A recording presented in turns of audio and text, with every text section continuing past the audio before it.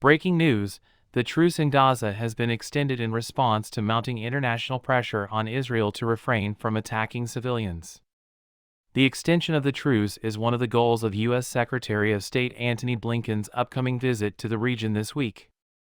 The Israeli-Hamas truce has been going strong for 5 days now, and on Tuesday, the militant group promised to release more hostages in an effort to postpone the anticipated return to hostilities.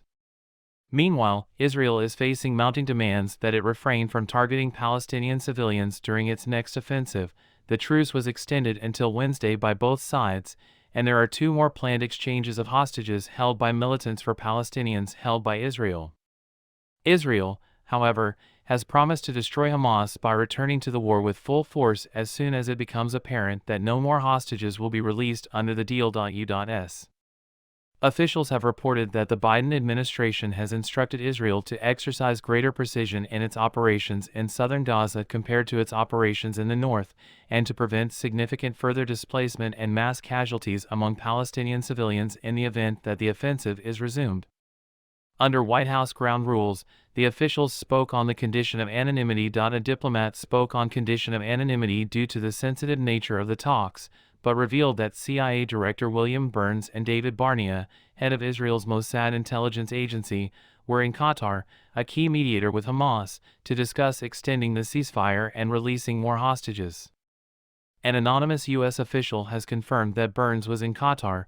The director's travel plans are not made public due to security concerns. The extension of the truce is one of the goals of U.S. Secretary of State Antony Blinken's upcoming visit to the region this week. Approximately 160 individuals, out of 240 taken in the assault into southern Israel on October 7 that started the war, are still being held by militants affiliated with Hamas. Under the current framework that has been negotiated by Qatar, Egypt, and the United States, that could be sufficient to extend the truce for an additional 2 weeks. However, Hamas is anticipated to make significantly more demanding demands regarding the release of captive soldiers, while destroying Hamas military capabilities. Israel intends to put an end to the 16 years of Hamas control over Gaza. If that were to happen, the ground offensive would have to be extended from the northern part of Gaza, where entire residential areas have been leveled, to the southern part, where hundreds of thousands of displaced people have crowded into UN shelters that are at capacity. Israel claims that Hamas is to blame for the rising death toll, claiming that the militant group has been operating in densely populated areas while using civilians as human shields. The number of Israelis released during the initial 4-day truce reached 51. With Monday's release, 19 hostages of other nationalities were also freed. Israel has released 150 Palestinians from jail thus far. Israel has pledged to add 1 day to the ceasefire for every 10 hostages that are freed. Teenagers held by the Palestinian Authority since the beginning of the conflict are the majority of those set free. They are accused of hurling stones and firebombs at Israeli forces. Some were found guilty by Israeli courts of plotting terrorist attacks with the intent to kill. The detainees are generally regarded by the Palestinian people as valiant fighters against the occupation. Despite the apparent health of the majority of the released hostages, one 84-year-old woman was admitted to the hospital in critical condition after being released on Sunday. This was due to the fact that she had been deprived of her medication while she was in captivity.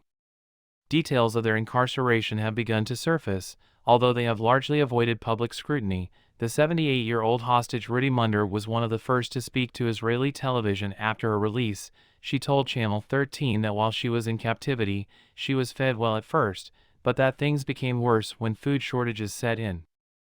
For nearly 50 days, she slept on plastic chairs covered with a sheet in a suffocating room. According to her account, food, water, medicine, and fuel for generators were in short supply due to a territory-wide power outage and the Israeli siege of Gaza, which had permitted only a trickle of humanitarian aid to enter before the ceasefire. The ruins of northern Gaza.